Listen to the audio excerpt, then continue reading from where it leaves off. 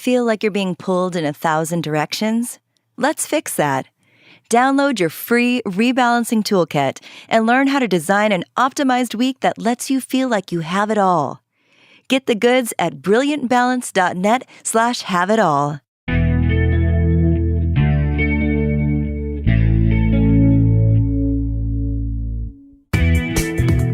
I'm Cherylanne Skolnicki, and this is Brilliant Balance, the show for working women who are ready to shine. Each week, I bring you ideas, inspiration, and insight on balance, business, and getting it all done gracefully. You ready? Let's be brilliant. Hi, everybody. It is time for episode 7 of the Brilliant Balance podcast. And I can tell you that what we're about to cover today is the single most effective thing that I do to keep my actions in line with my values and my priorities. And honestly, it's deceptively simple, but it is incredibly powerful, especially if you're someone who struggles with things just kind of falling off your radar. You know, like you have this idea that you're going to do something, you mean to do it, and then it somehow you forgot that was a decision you made. You know, have you ever had that experience where you look back at how long it's been maybe since you've done something that you do with regularity, like getting your hair cut or visiting your sister or maybe going to the dentist, and you think to yourself, how on earth has it been that long since the last time I went? It feels like it was just yesterday. How did that happen? Where did the time go? Didn't I just do it like 5 minutes ago? Or the other person this will be really valuable for is maybe you're somebody with an idea a minute. You know, you have an idea and you think, yes, this is going to be great. And then 2 weeks later, you realize you've completely let that resolution or that commitment slide. Well, if either of those make sense to you, then listen up, because this definitely is designed for you today. So what I'm going to share today is a system for getting things done. And it's so simple. Really, it is so simple, but it's so often overlooked. And what I've learned is it's not hard at all. It doesn't require you to buy a single thing. It really only requires you to have clarity about what it is that you value or what it is that you want to prioritize, and some type of calendar, which could be iCal, on a Mac. It could be Google Calendar. It could be a paper planner, a wall calendar, whatever system you use, but one central calendar system. And the essence of what we're going to talk about today is that it's not enough to know what to do. You really need to know when you're going to do it for it to be effective. So the problem we're trying to solve here, again, is things falling off the radar, things you mean to do, things you want to do. So the whole process starts, step 1 is getting crystal clear about what you want to get done. And I would encourage you to think about both work things, whatever work looks like for you, your actual job that you get paid to do, tasks involved in running your household, volunteer work, the work that you have to get done, sort of the have-to-dos, and then also things you want to do, the fun things, the things that make life interesting and delightful. I want you to think about a list that would encompass both of those and get very clear about what the things are that you want to create time and space for. Let's talk about a couple of examples.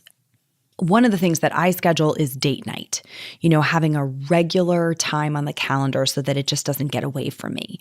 You might schedule girls' nights, times with one group of girlfriends that you're together with all the time, or maybe even different circles. There could be a book club group or a Bible study group or a group that you volunteer with or a group that you drink wine with, whatever it is. You might want to schedule one-on-one time with each child. This is one that a lot of women who I coach adopt, that, if we have multiple children, it's really easy to do things as a family. We tend to veer in that direction. And what is sometimes really powerful is spending one-on-one time with each child, which is harder to do if we don't have a plan for it, right? Another example of something you might want to use the system for would be self-care or health care appointments. And I do separate those two.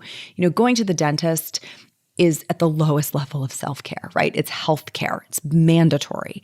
So scheduling those annual appointments with your physicians, with the eye doctor, the 2 times with the dentist should probably make it into the system, as well as self-care. Maybe you're somebody who really enjoys getting a pedicure regularly or a massage or, a facial treatment. These are things that could make it into this system.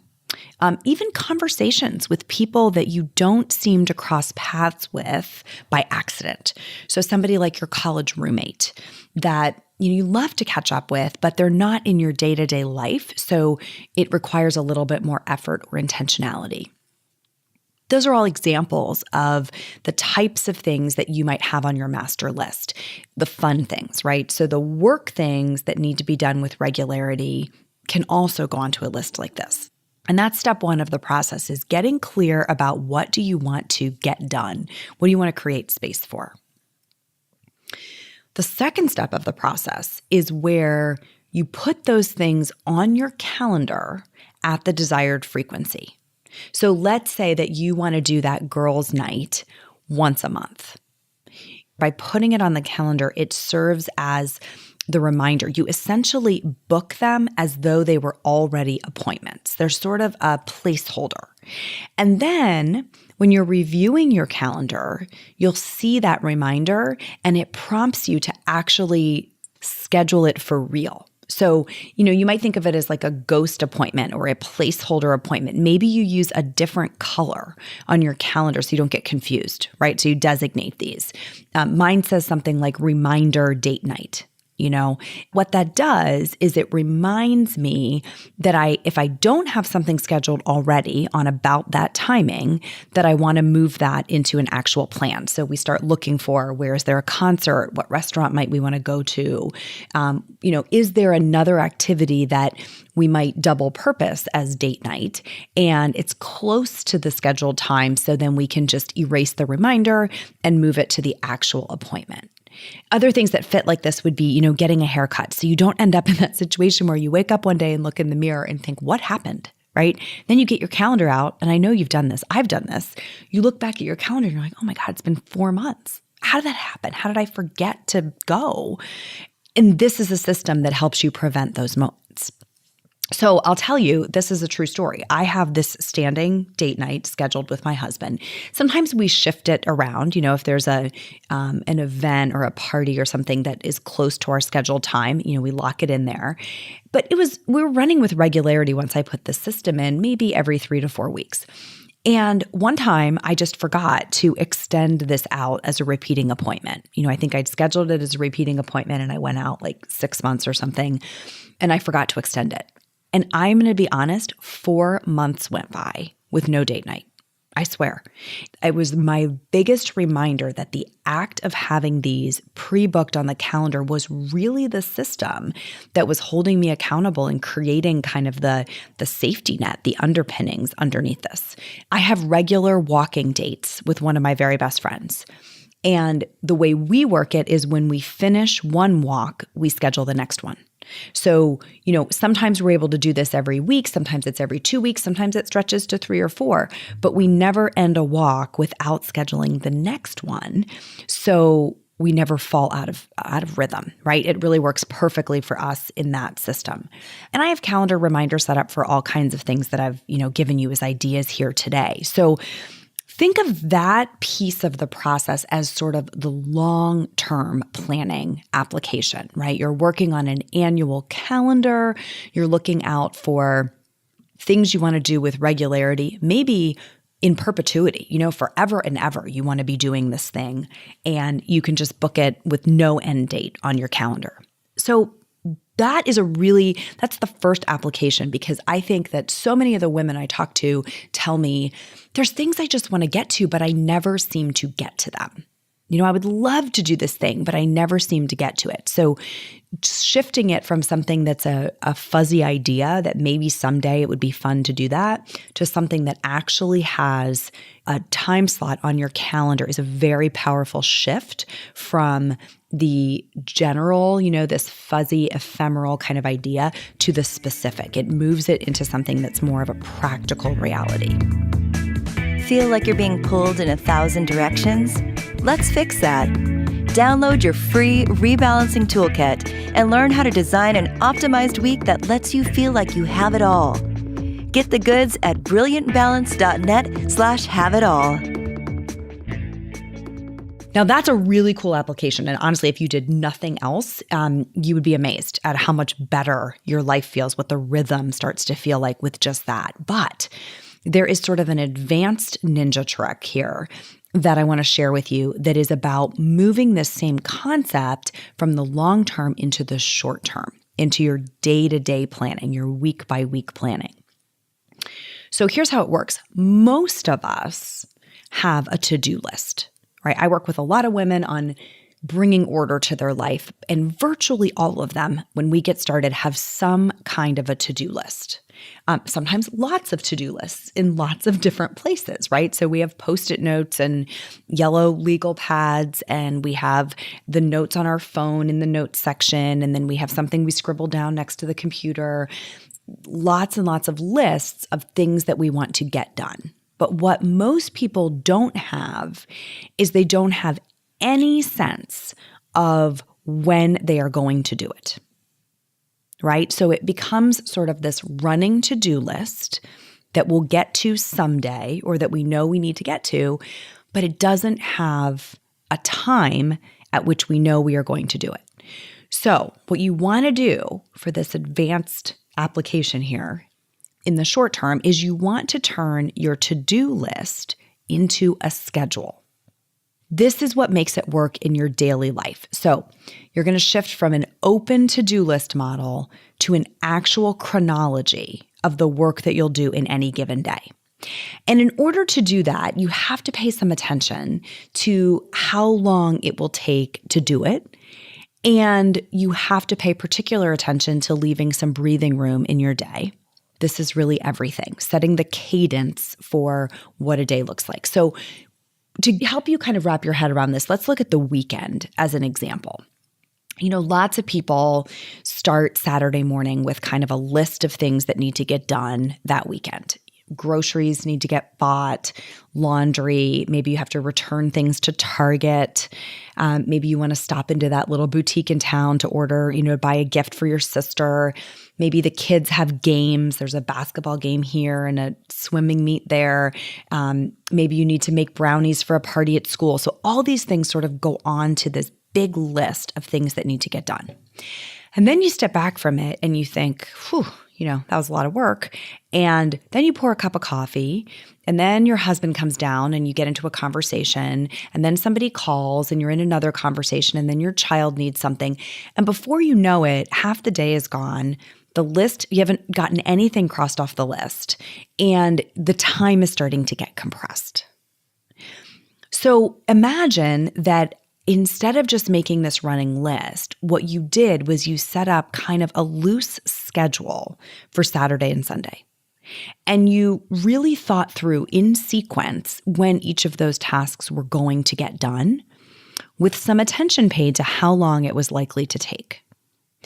Well, I'll tell you what would happen over time is you would start to, one, get better at estimating how long these things take, and two, you would see the efficiencies of what could be connected to what. Right? If you're going to be out returning things to Target, maybe that's a good time to also stop in and buy the gift for your sister. If you're going to be making brownies, maybe you can put the laundry in, and while it's in the laundry cycle, you can actually get the brownies made. While the brownies are baking, you can fold the laundry, right? You start to see those synergies of how the day is going to unfold. And what's really powerful about that is it gives you this mental picture of your day before you live it. So then when you go through the day, when things aren't shaping up that way, you have kind of this instinctive desire to bring it back in line with the picture that you'd set in your mind, right? And it's not something you really have to even think about consciously. When you start making that list, you do just create this picture, right? When it becomes a schedule, you can imagine yourself sort of walking through that day. And I'll tell you, when I start a day, whether it's the weekend or the weekday, I really know exactly what work I'm going to get done and in what order. And that includes meetings that are on the books and then spaces that I have intentionally protected to work on projects. Maybe something like recording this podcast. This is something that had a particular time in my day. I knew I had to have my notes together before the day started so that I could sit down and just be prepared to deliver it in the time slot that I'd allocated. And what that does, what having that plan does, is it really reduces procrastination. And it greatly improves your productivity because you know when you're starting to fall off track. You know what you'd set out to accomplish that day. And if you're not on pace, you can take some corrective action, right? You can move something to a different day, or you can try to do something in a shorter amount of time, right, to catch up. But ultimately, you know where your target is for the day because you're not just working from that running to-do list. So combined, these two things they sort of pack a 1-2 punch, right? You have this long-term plan of how you really want, think about your year to unfold, the cadence with which you want to do some activities. And then you have a short-term plan of how you want the day to unfold. And, if I just kind of see around the corners for you, let's say you decided to try this system out. One of the things that the women I work with often report is they learn that they're not particularly good at estimating how long something is going to take. And my advice is always the same. I'll give you the same advice today. Don't let that frustrate you. This is a new skill. And if you get frustrated by the fact that you thought it was going to take an hour and it took 2.5, you'll just shut down, right? You'll abandon the system before you ever get good at it. The better way through is to say, wow, that took 2.5 hours and I thought it was only going to take 1. What can I learn from that for the next time I need to do a similar task? Ultimately, what gets revealed with this is that we've been trying to cram way more things into a day than is probably realistic. And so the first thing that happens when you confront that is you resist it. You feel like, well, I have to fit more into the day. And in good time, you might be able to do that by becoming more efficient. But the first realization is really that big push to something we've talked about in an earlier podcast, and that's curation. This is a big spotlight shining on the way you're living your life, suggesting that maybe the answer is not, cramming 1,000 more things in more efficiently. Maybe the answer is having a more careful curation of what you're trying to create space for, being more realistic, in other words, with what you really can get done. So I'm going to recap, the things we've talked about today. The first piece is you need to have one centralized calendar for this to work. If you have a calendar at work and a calendar at home and a calendar on the wall and a calendar for the kids, you're going to struggle. Okay, so one centralized calendar that pulls your life into one place is the first piece. And then you need a long-term strategy, right? The long-term strategy is what is that list of things that you want to do regularly? And get those on the calendar essentially as reminders, right, with a specific frequency so that you can be very intentional about making them happen. You're going to be amazed at how great you feel when you actually got your hair cut and highlighted every 2 months like you said you were going to do. Or when you really did get to the end of the year and everyone in your family hit their dentist and doctor's appointments right on schedule. This system is what's going to help you do that. And then the next piece, once you've kind of laid that in, is you want to apply the same principle to the short term, right? You want to take that running to-do list and turn it into a schedule. And that means you want to block that specific time in the day for each thing on the list so that you're sort of moving through the day with visibility to how it's going to unfold. So here's the cool thing. If you can make this shift, your life is going to fall in line with your priorities, right? You'll be intentionally scheduling in the most important things first and letting the small things fall in around them where they really belong. It's going to bring your intentions in line with your actions, in other words. And that's really where we tend to feel deep satisfaction. When we say, this is what I'm going to do, This is the commitment I'm making to myself. This is the priority I'm declaring. And then we actually do it. There's deep satisfaction in that. So I'm excited to hear from you what your experiences are with this when you implement, okay? But I want to warn you, there's one big risk to becoming super productive using this strategy. And that is that you will 100% want to cram even more into your week. And I'm going to encourage you not to do that, because in the next episode, I want to talk about the very real risks of trying to do it all. It is, I believe, a cultural epidemic, especially for high-achieving women. This is our badge of honor. It's the holy grail. She who gets the most done wins, right? Or so we're told. And so I want to dig into that together next week and really challenge the belief that getting more done is the answer. So we're going to talk about that. And so before you fall into that trap, I want you to just protect yourself from trying to cram even more into your week using this system. And that's it for today. This is something that you can take right away and implement into the way today unfolds or tomorrow unfolds in your life. And you can spend a little bit of reflective time thinking about what are those tasks that you want to allocate into the upcoming months. So thanks for listening, and especially thanks for implementing. I love hearing these stories about the things you're trying based on what you've heard in the podcast. So make sure you're subscribed so you get next week's episode. And if you're enjoying the show, the best way to tell me that is to take 10 seconds to rate it and leave a review. We have a ton of those already, and I love reading every single one of them. In fact, we might start reading a few of them in these episodes. So to do that, you just go to the show homepage. You scroll down a little bit beyond all the episodes that are listed, and you'll see an area where you can just click the number of stars that you want to use to rate the show and to leave a few comments about what you've thought. And I would really look forward to reading them. So till next time, go be brilliant.